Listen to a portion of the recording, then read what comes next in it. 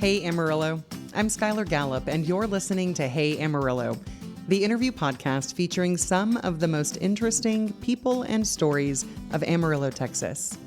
We record every week at Amarillo College's Innovation Outpost.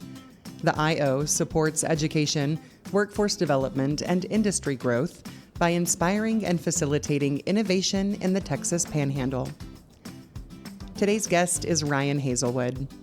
Ryan's an Amarillo boy who's lived in a couple other pretty cool towns, moving around in a broadcasting career.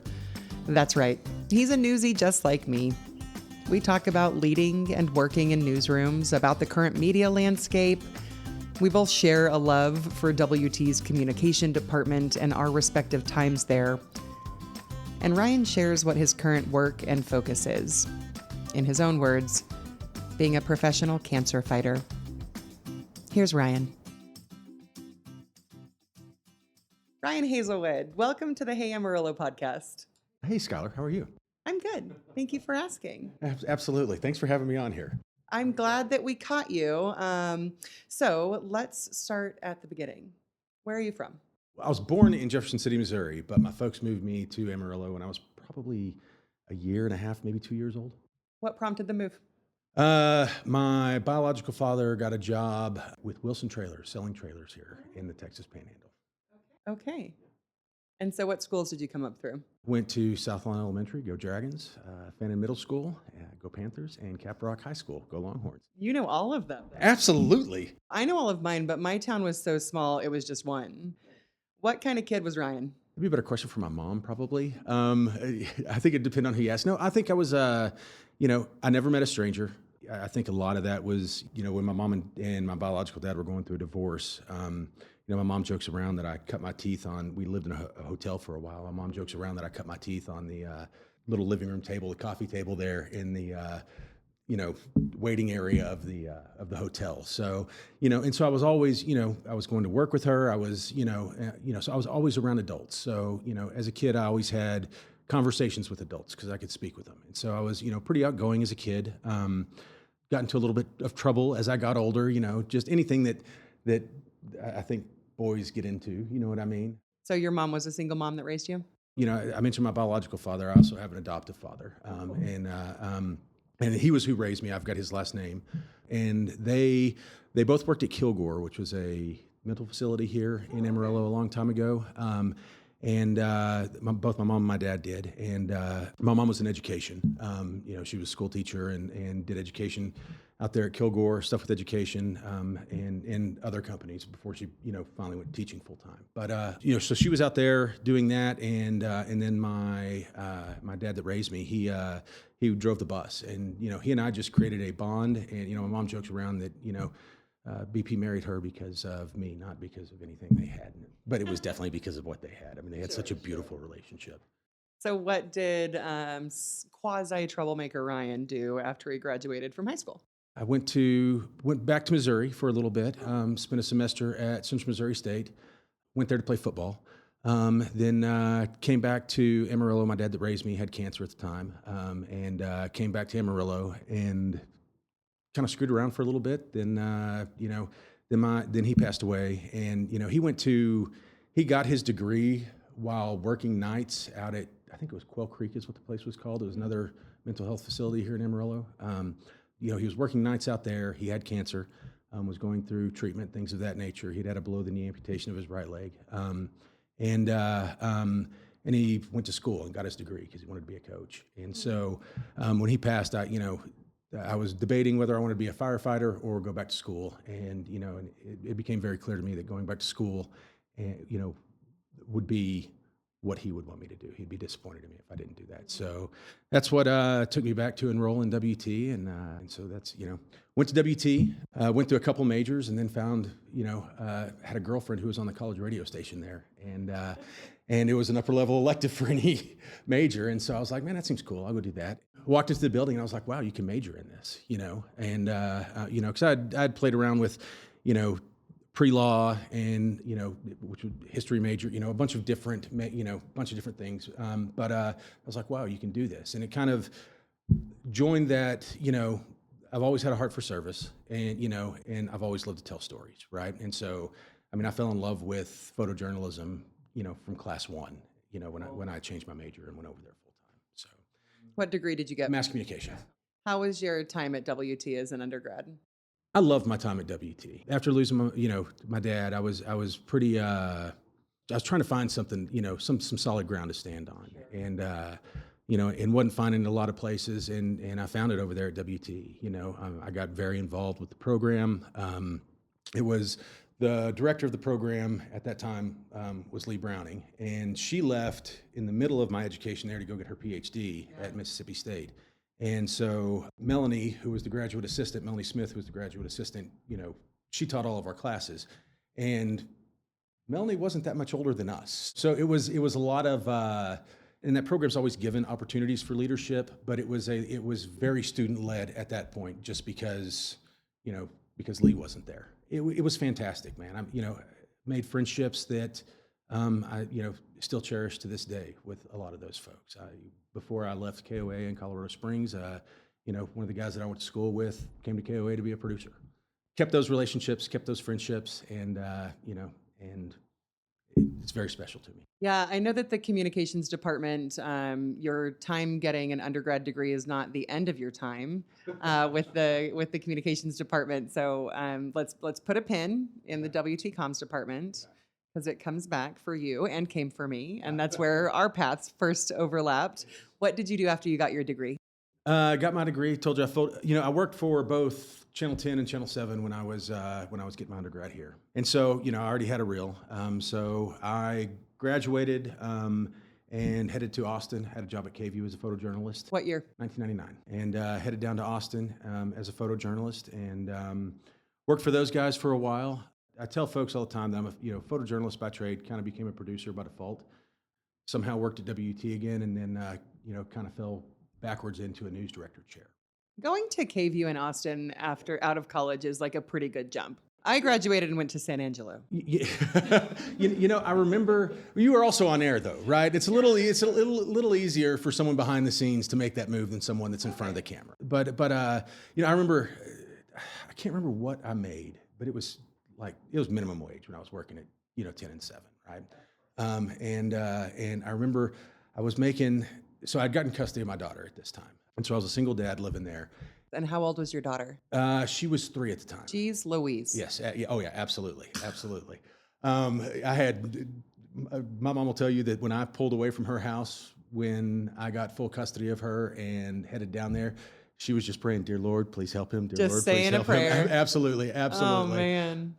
But when I got custody of my daughter, the KVUE would not change my work schedule, and I was working the morning show, and so couldn't do that, Can't right? do that. So I started throwing out reels to to other stations there, and got a job over at KI, which is a CBS affiliate there.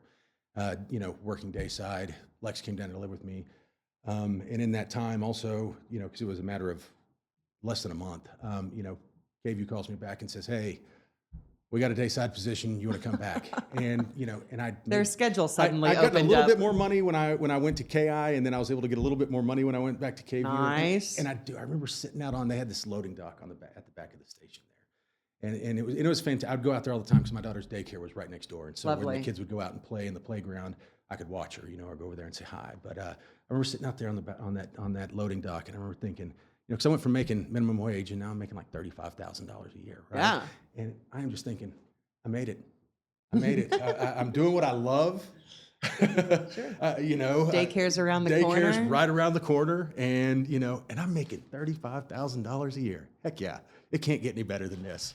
Luckily, the cost of living in Austin was not quite what Correct. it is now. Correct. Absolutely. And how long did you do that in Austin? I don't remember how long I was at KVUE. Okay. I mean, 99. I guess I left there in probably 2004. Cool, handful of years. Somewhere around there. And you went from Austin straight back to WT? No. Okay. What happened Austin, then? So Austin, then, and I stayed in Austin. So I got a phone call from a good friend of mine, and she had left the news business and said, "Hey, we're opening up and she was working for an episodic television show called Hot on Homes, and it was out of Dallas. Hot on Homes. Okay. They're builders and developers. New home communities was, the TV show featured new home communities and was basically paid for by builders and developers. Sweet. And so she said, "Hey, we're opening up an office in Austin. Will you help me open it up. And so I started out as a director of photography with them, and then realized, hey man, I'm a single dad. I got to start making some money, right? And that 35,000 wasn't going near as far anymore, right? And how the tides change. So I moved to so I moved into a producer position, started producing for them, and then that's what took me to at that time the housing market was just exploding across the country. And that's what took me to Denver. Okay, right. Yeah, they had asked me to help them open up some other offices outside of Texas, and then Denver was my central location. And nice. So yeah, absolutely. Great spot. Denver's an okay town. It's fun to visit, man. I would never move back there, but. Okay, there's a whole thing that people who like used to or come from Denver now hate on Denver. So the last time I remember driving into Denver, and it made an impression on me, right? It was something for work, and I was going up there, and I had to exit to get downtown. Yeah. And so I exited I-25 onto Santa Fe Avenue, right? And that's a pretty industrial area anyway. Okay. It was tent city. And that's really what Denver's become. Ah, that's rough. So Denver's really declined since the early 2000s, at least in my eyes. Sure. From what I saw when I lived there, and then what I would see when I would go back and visit. It used to be, a 16th Street Mall was a place that was, very safe. It was a lot of fun. Not near as safe now. Not near as fun now. Mm-hmm. But you think it's because of legalization? I think that brought a lot of folks there. Yeah. I think that did bring a lot of folks there who came saying, without a job, thinking I'll get a job when I get there, and it didn't work out for them, right. For whatever reason.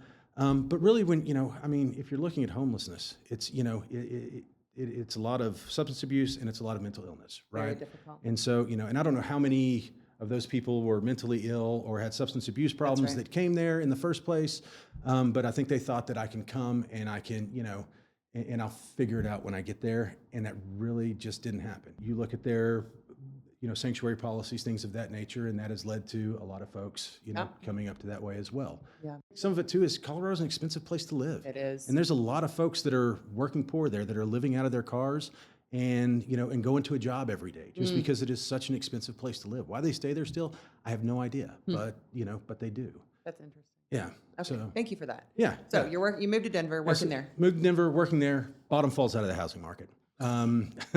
So see previous statement. Yeah, exactly. At that point, it was, they offered me a job. I was going through a divorce at the time, and they offered me a job to, they said, hey, we want you to move back to Austin, run Austin and San Antonio for us. And going through a divorce, I was, do I move back to Austin and my son, who was very young at that point, he's going to still be in Denver. Or do I try to figure something else out? And the company was fantastic. They, I would do 2 weeks in Austin, 2 weeks in Denver, 2 weeks in Austin, 2 weeks in Denver. Nice. Yeah, okay. Until they found somebody to replace me and until I found, something to do. Cool. Right. And I ended up, one of our clients down in Austin was opening up a franchise in Denver. He cleaned model homes. I had all the connections from all the builders and developers. And so I did some contract work for him for a while. While I was there, after the Hot on Homes gig, that kind of ran out. And then, as I was still looking for something, in broadcast, he said, hey, you do this, and so did some contract work for him, got his business set up there. And then, was still looking and making phone calls. And I actually, called Dr. Browning and just said, hey, I, having a hard time. You hearing of anything out there? And she said, you should look on the WT website. Come on. That's and so that's how I found the job out at WT, and that brought me back as the broadcast engineer out at WT, and got my master's and taught some classes, and brought you home. It brought me home, absolutely. Made some wonderful, and I was, and that was another time in my life that that I needed some solid ground to stand on. You know what I mean? And coming back to Amarillo, was that for me. I was close enough that I could leave on a Friday after work and see my son Saturday morning, spend the weekend with him, and then drive back on a, So they were still in Denver? Yeah, they were still in the Denver area, Yeah.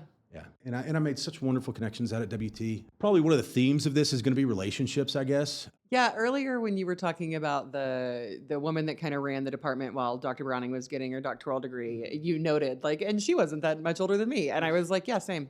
Yeah, yeah, exactly, Um, exactly. Talk a little bit, and you'll just have to speak for me as well because it's my experience too about like the special nature of that department. I went through WT's broadcasting department as well. I was under Dr. Browning, who we lost too young a handful of years ago. You know, Randy Ray's out there. I've made many of similar connections that I hold very, very dearly, whether we talk once a month or not. It's just a special place. It is. Not to mention a damn good education. Absolutely. Oh, without a doubt. There's folks from WT that have gone on to do just amazing, amazing things, you know, and not all of them stayed in broadcast even. I mean, they've done, and whether it's broadcast is, of course, what the classes that I taught there and, and where I spent most of my time there. But, our folks that went into marketing, our folks that, that went into broadcast and then went into marketing, but there are so many folks that I went to school with or that came before me, because really it was like, the Andy Justices and those guys that laid the groundwork for me when I went to get my undergrad, right? And then I think that, it was my class and the folks that came right after me that then laid the groundwork for, to get the new building and to, and then to move into that building and get that up and running. So that way when, you guys got there, I mean, it's about a legacy, right? And that's something that they always talked about, at the legacy of the WT broadcasting department, right? And I think that was so instilled in us that not only did you want to do good just because, innate in humans, do good, you want to right? do good, you know what I mean? But because you wanted to leave something for that next generation of students who are coming up, and you wanted them to have more than what it's kind of like your kids, right? As a parent, so. You see it later. You know what I mean? You make sacrifices for your kids so that way they have a better life than you. And it's always about moving, and hopefully they move that ball forward. Their kids move that ball forward, and it continues to advance that, that family and that family name. Right. That totally is present in the department. Absolutely. And I think there's a long list of people that our listeners could listen to the list of names and go like, wow. Yeah. Absolutely. All of those. Yes. Within and without broadcasting. Yes, absolutely. Without a doubt. So I'm actually catching you in town. Actually, I live here now. Are you moving back? Oh, I didn't know. We moved back about a month ago. Okay, Yes. cool. Yes. Well, you are in the town in which you live. Yes, But I you am. have an exciting thing happening this weekend. I do. What is it? So this weekend, I am being inducted into the WT Mass Communication Hall of Fame. Cool. Yeah. It's a huge honor. Yeah. One I, don't know that I deserve. There's some really great names that are, a part of that already. It's a great honor. It's a great honor, and I'm excited about it. I got a lot of folks coming into town that, that I worked with previously, that, relationships again, That's what I right. mean, who are now some of my best friends, whether it's folks I worked with back at Hot On, I've got folks from Hot On Homes who are coming, Cool.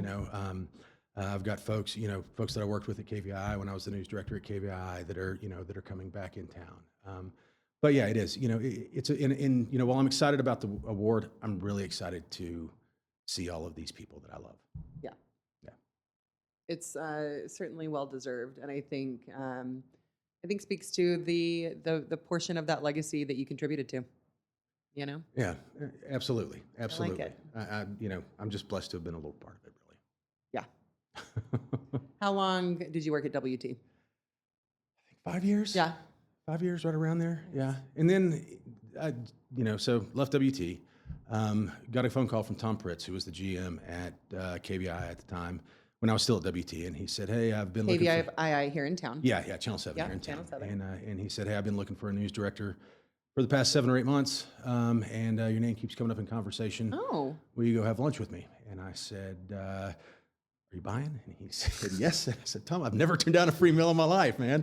and so I met Tom. Did you think that you were ready for a news director position? The wheels of academia turn very slow. I love my time there. I love the students there. But, I think a lot of what you have to do to get things done in academia was wearing on me. And And so it was a nice change of pace. I was ready to get out there and, The wheels do certainly not turn slow in a newsroom. Correct. No, they do not. It's the opposite. Yes. So it wasn't about, I knew I could do the job, and I actually called, when Tom and I were talking, I actually called the former news director of mine, Frank Vopacella from K-View.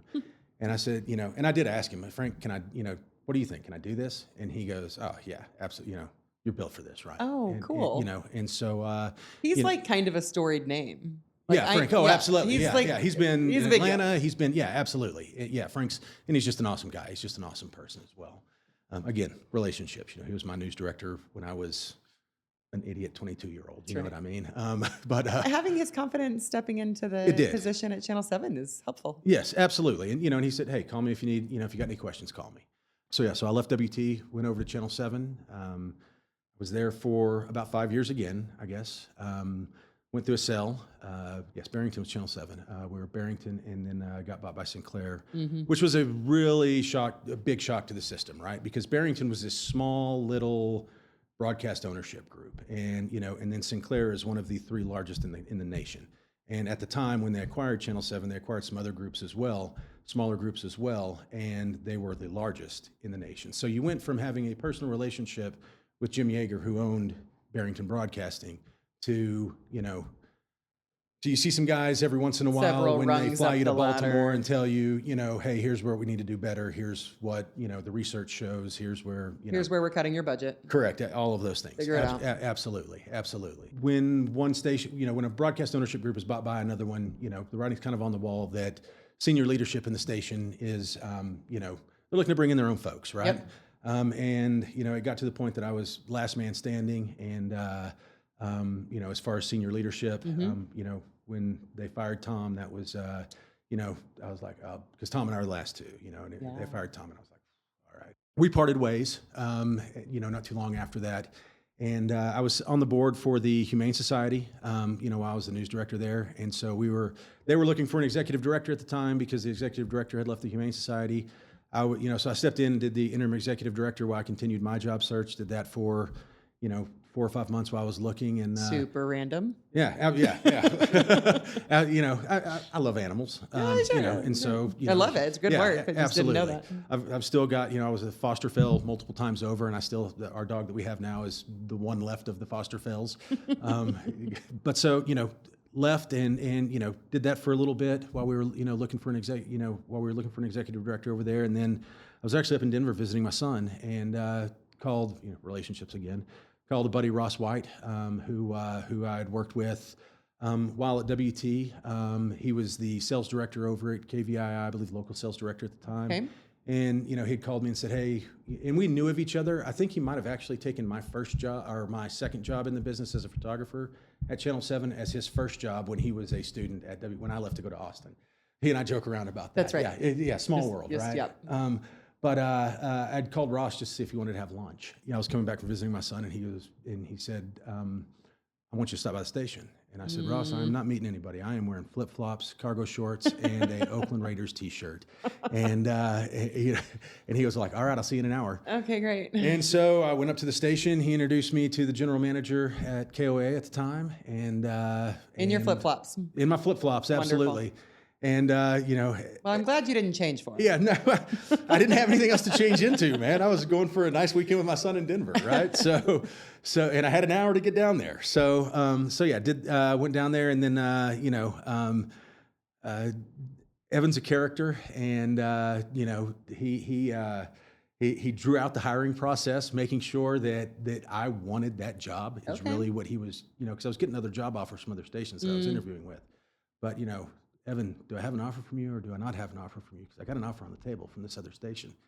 And well, I'm not ready to make an offer yet. And then when he didn't, and so I turned down that job blindly, thinking that, because I wanted to be closer to Gannon, right? To my son. Yeah. And how old was he at this time? He was going into high school. Oh, that's right? so important. Yeah, absolutely. And so I turned that job blindly, and then I called Evan and I said, man, I turned down that job. I sure hope I get this one.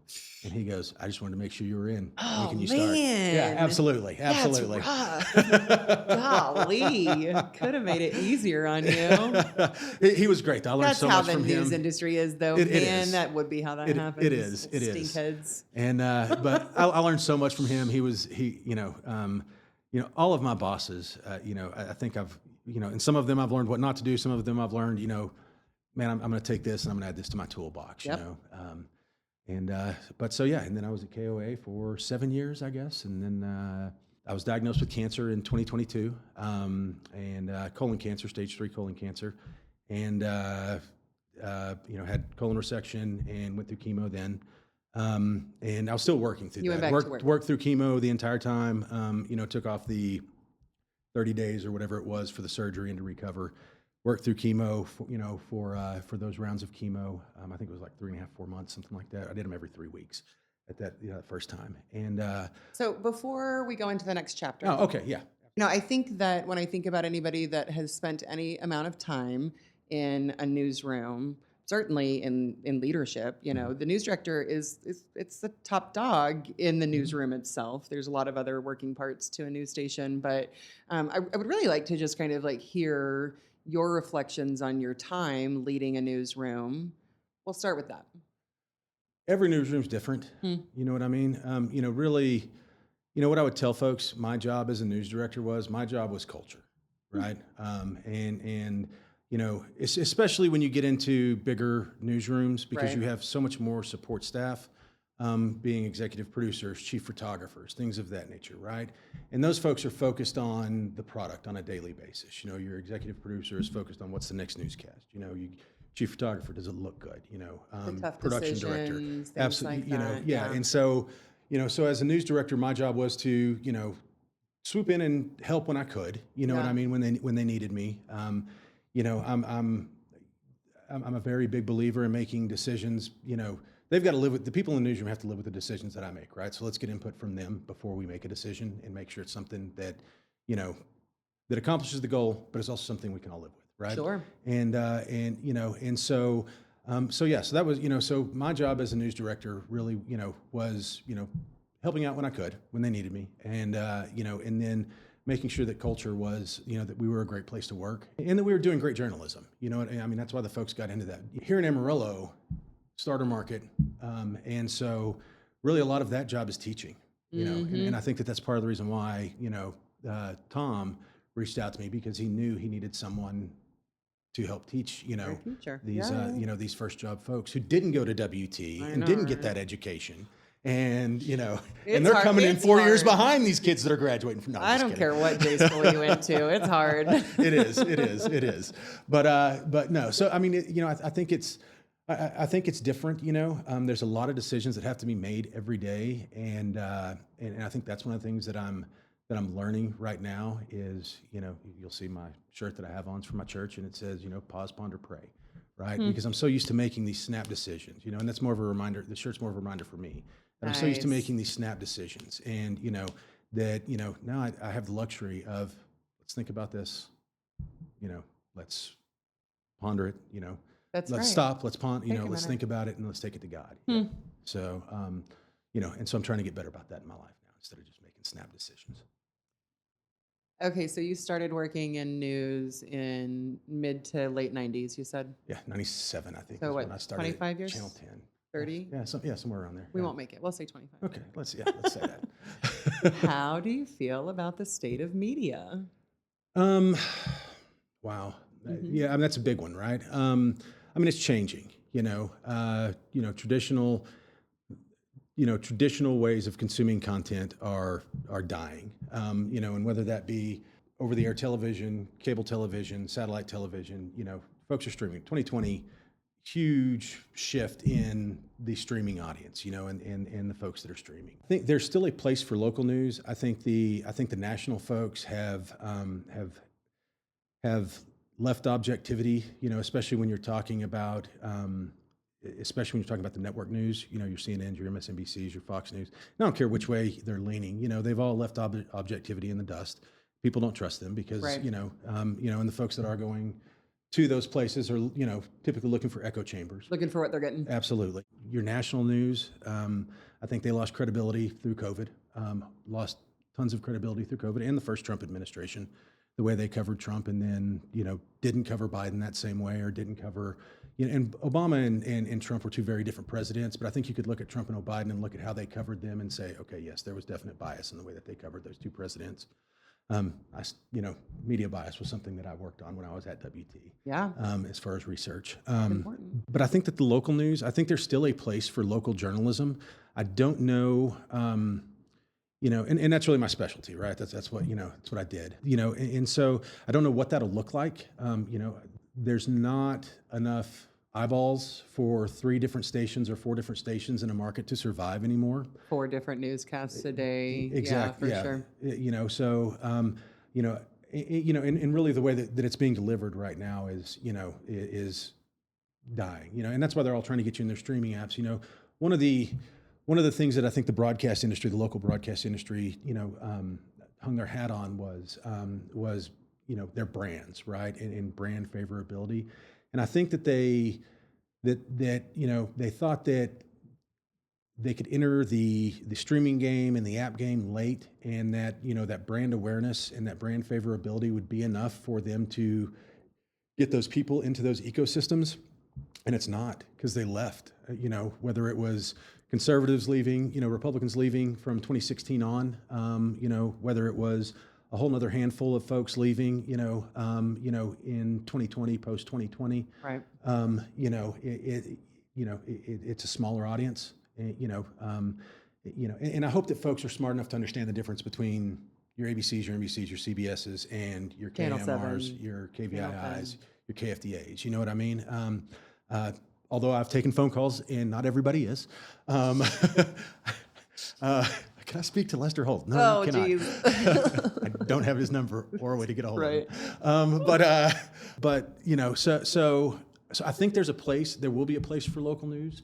And I think it will, and I think it will be app-based, streaming-based, that type of stuff for any kind of video. It'll probably, you'll probably see 1 ownership group per market, maybe 2 ownership groups per market. And now the way it's going, the talk of relaxing ownership rules and things of that nature. There's already a lot of markets that are, they might have 4 stations, but those 4 stations are owned by 2 different owners. Yeah. And so they're already there. I think you're going to see more of what you see on Channel 7 here, where they're recording the stuff first and then playing it back, almost like a playlist, if you will. That's what we were doing with some of our newscasts. That's what Scripps has started doing in some of their smaller markets. And we even did it with our noon newscast in our 4 o'clock in Colorado Springs. Just because it frees up time, right? That's right. You can't staff a studio. Correct. All day and night. Bingo. Exactly. It frees up time. You're able to do these things, and then it lets in my opinion, because your nightly news, your CBS evenings, your World News Tonight, those are all recorded. You're watching those recorded, right? They're not live. And so, nobody delivers the news that perfectly. Yeah, exactly. And live was a huge proposition in 1980, right? Because we didn't have cell phones. Yeah. Now I can go live talking to my mom. That's right. You know what I mean? Going live is no longer a value proposition. So, hopefully at least the way we were working on those things is it would give our journalists more time to worry about the journalism. There you go. Focus on the journalism that day. But, I do think, you've got to have those boots on the ground locally. They've got to be making connections locally. They've got to understand the people. They've got to care about the community. That's the biggest thing, is getting folks that actually, especially in TV news, is making sure you had folks that were going to come and we're going to actually care about that community. We're going to pour themselves into that community. Things like the Tribune, I think that absolutely has, will have an even larger place in the Chronicle down in Austin. And that's kind of been a cornerstone of that community for a long time down there. The Chronicle has been, but I think that those will start to get larger, have larger places in the media landscape. Podcasts, local podcasts, things of that nature. Because we've still got a local government. We've still got, people that care about what's going on in the local government. And there needs to be people out there who are filing, Freedom of Information Act requests, and who are, keeping folks honest, right? I hope that your comment that there will always be boots on the ground remains true. I remember when I was working in local TV, my kind of driving or motivating factor in the work was like the idea that, CNN and Fox can and are better resourced to cover the large federal issues, the Supreme Court and all of those things that are super splashy, but they are absolutely unpositioned to cover what's going on in my community. Oh, absolutely. Furthermore, I believe that the things that happen closer to you impact you the greatest. Absolutely. And I think that's the importance of local news. And so whether it be, it's up to the industry to determine how they're going to solve those problems. But I would be very, very worried about the health of our respective communities if we didn't have boots on the ground journalism. Well, and that's why it won't last, right? And it's really the people who are going to decide whether or not what these ownership groups are doing, whether they want to consume that. That's right. That's just empty noise. If you don't have boots on the ground, you're not. And you see that when something large happens, and then the national media swoops in. They're there for a couple days, a week, 2 weeks, whatever it is, and then they take off. Totally empty coverage. Absolutely. And the stories the good stories, the stories that matter, are because when I was at Channel 7, Steve Kirsch, I remember we had a tornado. We had tornadoes active in the area, right? And I'm standing in the newsroom, and Kirsch is on the green screen, and I'm, listening to him, watching what he's, trying to figure out, do we cover commercials, all those things. That's right. And making those quick decisions. Yeah, absolutely. And then, and I believe it was near Derzet that Steve says, I've got a confirmed tornado on the ground, and it is about 2 miles from this little red schoolhouse, 3 miles east of Derzet, or something, something that and the reason why he knew that is because he spent time doing the school net system in those, in those communities. And, and so he was able to talk to them like he provide absolutely life-saving. Absolutely. And if you don't have that, and you don't have those, and that's what, and I stopped even thinking about everything that I was supposed to be doing with my job, just in awe of Kirsch, who's up there and is that in tune with his community. Yeah, for sure. And people aren't going to buy the product on a local level unless it's in tune with their community, unless there are boots on the ground. So like I said, it's up to them whether, what they're going to do, but it's up to the people whether or not it's going to work. And if it's not going to work, there will be a vacuum, and somebody will fill that vacuum. Something will fill that vacuum. Well, thank you for providing me that conversation. I really think it's very interesting and really, really valuable. So you're news director at KOAA. So news director at KOAA. In 2022, found out I had cancer. Yeah. Stage 3 colon cancer. Had colon resection done, did the chemo, and then I was in remission for about 2 years. About a year ago. And when you went into remission, like the doctors were like, "You're good, dude." Yeah. After they're pretty confident. Yeah, absolutely. After my first 2 years, when I went for my, because I was, reoccurring checkups after I went back for that. Sure. Everything was good. And I was, the last one that I went to, I had CT scan, had blood work. Blood work had never really shown anything. Again, they said, hey, you're 2 years out from your diagnosis. Folks that make it 2 years out and hasn't come back are 98% that it won't come back. But about a year ago, it did. I now have stage 4 metastatic colon cancer, which means the cancer has moved from my colon to the peritoneum of my abdomen. And so been a professional cancer fighter for the past year. I first want to flag, you initially found out that you had colon cancer from a colonoscopy. Absolutely, yes. Men, go get your colonoscopy. Do not be embarrassed by it. Do not be ashamed by it. Worst part is not getting to eat leading up to it, and and having to clear yourself out. But when you go in and get it done, they put you asleep, and then you just wake up. Get your colonoscopy. Without it, I probably would have been dead years ago, to be honest. Yeah. So especially with how aggressive the cancer is, and so on and so forth, it wouldn't have been a good thank the Lord for my wife. She's the one who was all over me to get it, and actually scheduled it for me with my primary care physician because I was, dragging my feet so much. But yes, men, go get your colonoscopies. 40. They say the age is 45 when you should start getting it. I think they should lower that age just based on the numbers of colon cancer that we're seeing right now to 35. I was 46. 46? I was 46, yes. Yeah. I was 46. And they think that I'd had it for about 5 years. Wow. That it started about 5 years before that. But yeah, we changed our diets, and I've got nothing medical to back this up or any studies or anything like that, but we've got a huge huge rise in colon cancer right now. I believe it's the fastest growing cancer in the United States. I think it might be now the largest population of cancer patients. Wow. And look what I'm the first generation to be raised on McDonald's, Burger King, fast foods, things of that nature. Yeah. Don't know if I can say those names out loud. Please cut that out. But no, I'm not, my generation is the first generation to be raised on those fast foods, be raised on those ultra processed foods, and I think what we're seeing now is, with the huge rise in these colon cancers and things of that nature, is we're seeing that, hey, human body's really not meant for these things. Human body's meant for fresh foods and for non-hormone meat and things of that preservatives, nature. Absolutely, and these dyes and all of it. Absolutely. Certainly worth looking into. Yeah. Personally, for your own. Yeah, absolutely. Look at what you're putting in your body. Absolutely. And then make your own decision. I mean, it's your fuel. It's your fuel. That's right. Yeah, absolutely. My wife has this app for her phone. I don't know the name of the app, but you can scan the barcodes on food, and there is nothing healthy for you, basically. Everything that is, that is at the grocery store, and her and I joke around now because, I'll be like, oh, we got X, Y, or Z from the grocery store, and she's like, oh. I'm like, have you scanned this? This app has ruined everything that we like to eat. Steak and baked potatoes, still good though. No, there you go. There you go. Steak and baked potatoes, man.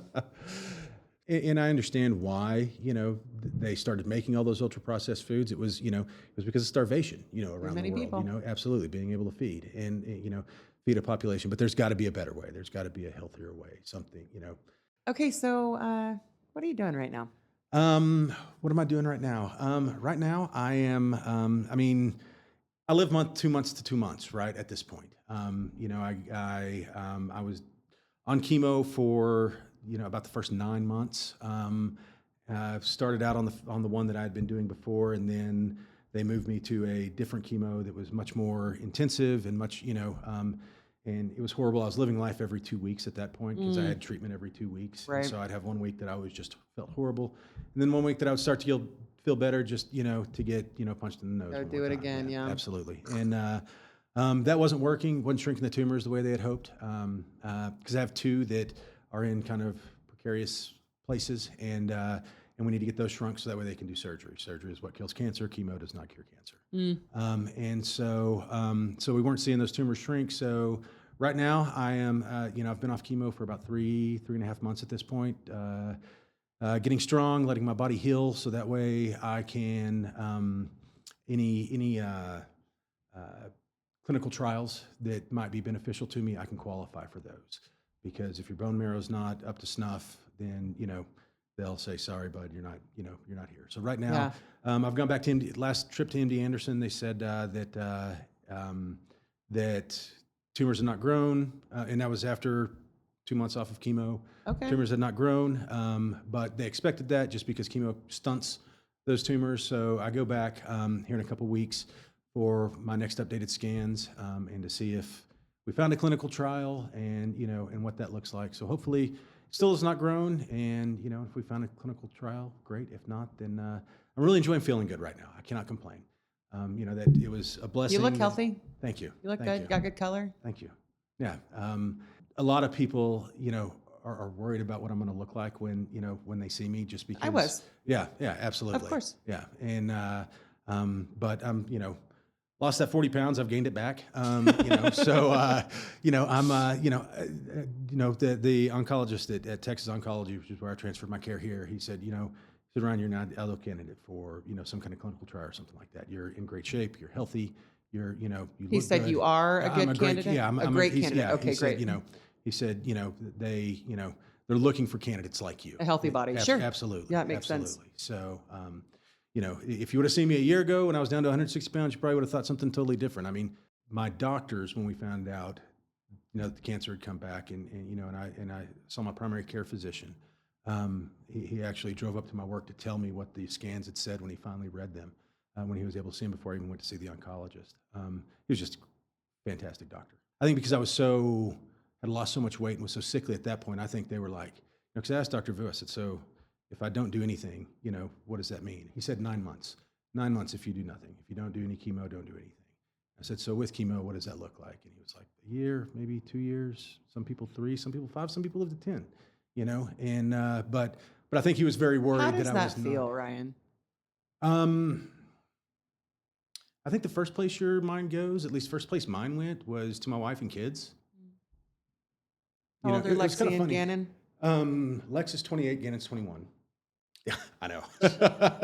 Don't blink, man. Wow. Don't blink. They'll grow up on you. Lex is married now. Oh. Yeah, absolutely. When I was, because I had some time between the time that I left my office that day and we had to be back at the oncologist, and my wife and I lived about 45 minutes to an hour away from Colorado Springs. We lived in the mountains in a little town called Florissant. And so, so I had time to drive up there, pick her up, and then us drive back down. And I remember driving up the hill, and I was like, man, I'm going to miss waking up to my wife's face every morning. And I thought, man, that's stupid. She's going to be the one waking up. So, yeah, that's exactly where your mind goes. Sure.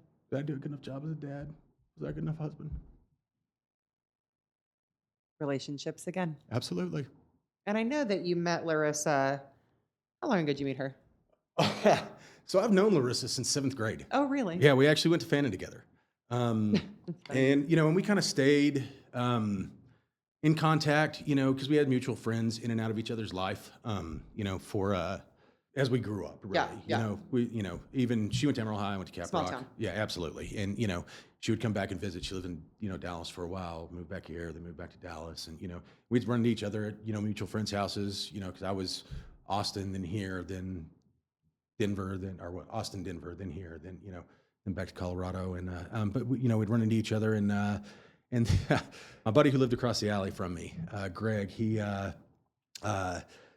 was married to Larissa's sister. And so Greg and Jamie had gone through a divorce, and Larissa had just gotten back from the Texas Emmys, and Larissa I'd taken my cousin to the Texas Emmys, and Larissa saw that, and so she reached out to Greg and said, hey, does Ryan have a girlfriend? And I did not have a girlfriend at the time. And hey, Larissa. Yeah, there we go. So I like it. So I think I probably hit her up on Facebook or something like that. I was like, hey, what's going on? Yeah, absolutely. Yeah, something stupid. Exactly. And she was in Dallas at the time. I was here in Amarillo, and then moved to Colorado Springs, and then she moved up there with me. How long have you been together now? We just had our 7th anniversary, wedding anniversary, on the 29th. Nice. Yeah, absolutely. And I imagine, because she is a woman, has been an amazing pillar of strength through this. Yeah, she's amazing. Yeah, absolutely. Yeah, I don't even know what to say. Yeah. And you know me, I don't get speechless very often. That's true. Yeah, I really don't. I mean, I don't know what I would do without her. I'm glad you got her. Me too. Yeah. I think a lot of times people that are battling or have battled cancer say that there are also like a lot of really valuable lessons. Oh, without a doubt. Yeah. Without a doubt. What's that been like? Cancer sucks. Yep. But, it's also, kind of knowing that, hey, who knows what tomorrow holds, or 6 months from now holds, or a year from now holds. We get so caught up in our day-to-day life, whether it's work, whether it's, name 100 things out there, right? But I think, not knowing and knowing that something could, and we all know that, right? But I think it's, it's more impressed on you, and and so it is about those relationships and making those relationships stronger, and whether that's relationships with individuals, relationship with God, whether all of those things, like I said, cancer sucks, but it, in some ways it's a blessing that you get to, that you get to tell people how much they meant to you, that you get to get your life right, all of those things. Does that make sense? It does. Maybe like brings things into focus. Oh, without a doubt.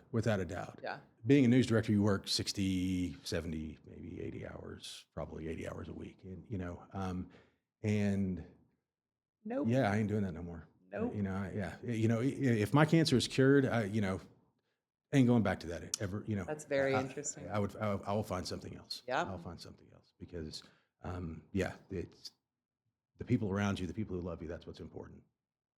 It would be lovely if that weren't a lesson you have to learn the really hard way. Absolutely. Like before. Yeah. Right? Yeah. Everybody's prideful.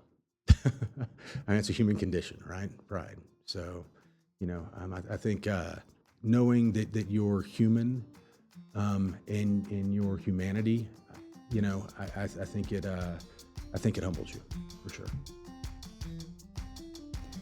Today's episode is exclusively sponsored by West Texas A&M University's Department of Communication. As you've heard, Both Ryan and I are alumni of the department, and you can tell we are quick to tout the quality of education and experience we received during our times in WT's media communication program. I carried the professional and life lessons I learned there into my first career in TV news and beyond, even today, and it's clear that Ryan did too. For more information, visit wtamu.edu/communication. All right, back with Ryan Hazelwood. Hello. All right, this is the lightning round right here? This is it, Okay. 8 straight. I'm going to ask 8 questions. You can answer in as much or little detail as you want. And as you pointed out, you have just returned. I have. So your answers can be outdated from when you were at WT, or they can be I don't know, I can't wait to find out. Okay. Cool. Let's do it. When you think of Amarillo 10 years from now, what do you hope for? I hope Amarillo is still a thriving, growing community. This is home. It, has always been home. I love this town. I hope it's a thriving, growing community. It's almost a best kept secret, right? And it's because of the people, right? I think that's what makes this place. I think Amarillo has so much promise. Amarillo has, and I don't think that Amarillo always realizes the promise that it has. And I think part of that's because you got 3% of the people that come out to vote here. Mm-hmm. And a lot of people like to complain. Yep. You know what I mean? So I think for that 10-year vision of Amarillo, I think more people got to involve. You got to get involved. They can't just stand on the sidelines and then throw fits when things don't go their way. They've got to get involved. They've got to know, like you said earlier, you have more ability to affect change at the local level than you do in Washington, D.C. or somewhere like that, right? And so, so instead of worrying about what Trump's doing or, what the Democrats are doing, let's worry about what, our county commissioners, our city commissioners, let's worry about, what our planning commission, let's start paying attention to those things, because that's where you really have a chance to make a difference in your community and you really have a chance to affect some change. I mean, I remember as a kid, my mom and my buddy DJ's mom got a light at the intersection of 45th and Parker right there, because we would cross 45th Street to go to the park and it was dangerous. There was more traffic, but they affected change locally, right? Awesome. And I think when, looking at that and looking at what my hope for Amarillo, I think it takes the community getting involved for a community to be a thriving community. I agree. Other than wind, what does this area have too much of? So just coming back, and I did stay up on Amarillo. I mean, I would come back and visit my mom. Yeah. I would come back and visit friends. What does Amarillo have too much of? I would say apathy. I would say apathy to continue on what we were just talking about. I think Amarillo has too much of folks that sit on the sidelines and and complain, but don't get out and get their, I don't know if it's hands dirty, but don't go out and even check a box, man. Forget about getting your hands dirty trying to make something happen. They don't even get out to check a box. 3%. Yep. Come on. What does this area not have enough of? Pride in the area. A lot of folks, again, like to throw stones. But Amarillo's got a amazing art scene. Yep. If you haven't been out to First Friday, go out to First Friday. Yep. We've got amazing artists. Amarillo has an amazing music scene. Amarillo has, they've got amazing churches in this town. There is, you name it, there is something for folks to do. My buddy Greg says, always a good time in Amarillo, and there's always something to do, right? And there really is if you look for it. And so I think that, if I would say what Amarillo needs is, pride, and I think when you get away from here, folks are proud to be from West Texas. They're proud to be from the Texas Panhandle, man. But it's like when we're here. Yeah, absolutely. I totally get that. Yeah, absolutely. When we're here, we're like, Yeah. Yeah. What's your favorite local building? Would probably be the house that I grew up in. Oh, I love that answer. Yeah. Okay. 5104 Parker Street. You win. Favorite local restaurant? Golden Light Cafe, hands down. Yeah, hands down. Yep. As a matter of fact, folks coming in town for the thing at WT tomorrow or on Saturday we're going to Golden Light tomorrow night. Yeah, see you at Golden Light. Absolutely. Ryan, how do you describe Amarillo to people outside of the area? I tell this story, and really it's not Amarillo, right? I mean, Texas Panhandle is what I'm talking about here. But I tell this, because the people here are salt of the earth, man. You will never meet better people than you meet in the Texas Panhandle. And, and I think that's the best kept secret about this place, right? Is how amazing the people are. And so when we were living in Denver, my daughter and I were coming back to visit my mom in Amarillo. We were driving back, and and she was maybe 10, 11 at this time. And we stopped in Dumas, so that way she had to use the bathroom, right? So we stopped in at I think it was a Toot and Totem in Dumas.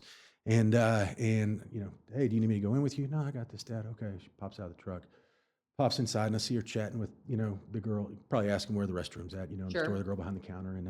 And so she goes, and, I see her disappear, and then she comes back and, sits there and chats with that girl some more. And then she comes back and she says, Dad, you're in the Texas Panhandle because people are so nice. And so that's, if people want me to describe the Texas Panhandle, I tell them that story. Yep. Absolutely. Yeah, it happens all the time. Yeah. What is the most underrated aspect of living here? Takes 15 minutes to get anywhere in town, which is fantastic. Amen. Commutes are underrated. And for me, again, going back and, looking at the whole picture, I think it's the relationships that I had with people that, that I didn't necessarily water those relationships as much as I should have before I came back. Mm. So I think I underrated the people here. How about that? Yeah, that's fair self-reflection. When was the last time you went to Palo Duro Canyon? When we were looking for houses. We actually looked at a house on the rim of Palo Duro Canyon. Oh, nice. Had an HOA. Oh, yeah, I can't either. I'm out. Bless them. Yeah, so that was the last time. So I want to say 2 months ago. Okay, nice. Yeah, absolutely. Ryan, that concludes 8 Straight. I like to wrap these wonderful conversations up by asking my guest to endorse something. What would you endorse? I'm going to endorse my church. Oh, nice. That played a big reason in why my wife and I moved back to. We'd been looking for churches in Colorado for the entire time we were there, and just never really found one that stuck. My niece was getting baptized, and so we came up here for her baptism, and this was before the cancer came back or anything. And I leaned over to my wife while we were sitting there through the service after the baptism, and I said, "This is the kind of church that we're looking for in Colorado." And so we actually started attending via YouTube, and whether it was Sunday mornings via YouTube, I started going to they do YouTube with their men's group on Tuesday mornings. I started doing that, and now that we're here, we get to go every Sunday and enjoy the fellowship of those folks up there. So, and we'd go in person when we would come through town or something like that. But yeah, Harvest. What I'm going to endorse Harvest Connection. Harvest Connection. Where's it at? Absolutely. 45th, the old Bells right there. They've turned that. That's the sanctuary. Cool. 45th and Tekla. How about that? 45th and Tekla, right there. Yeah, great people, great message, and I would absolutely endorse it. Ryan, thank you so much for joining us. Thank you. Congratulations for this weekend. Thank you very much. I'll be there. Awesome. Yeah. Awesome. I hit up Amy and I was like, I don't have a date. Come with me. Is Amy coming? Yes, we're coming. That's so awesome. We're excited to celebrate you and similarly to reconnect in the relationships. Absolutely. Thanks, Ryan. Thank you. WTAMU's Department of Communication has online and on-campus undergraduate and graduate degrees in Communication and Media Studies. The department is really proud of its students and their successes. Scholarships and internships help communication and media students thrive at WT and in their future careers. If you or your business are interested in supporting or taking advantage of scholarship and internship opportunities, visit wtamu.edu/communication. And that concludes the episode. Thanks to Ryan for the interview. Thanks to WT's Department of Communication for exclusively supporting this episode, and to Angelina Marie for editing every week. And thank you for listening. This has been episode 417 of Hey Amarillo. I'm Skylar Gallup, and we hope you'll come back next week.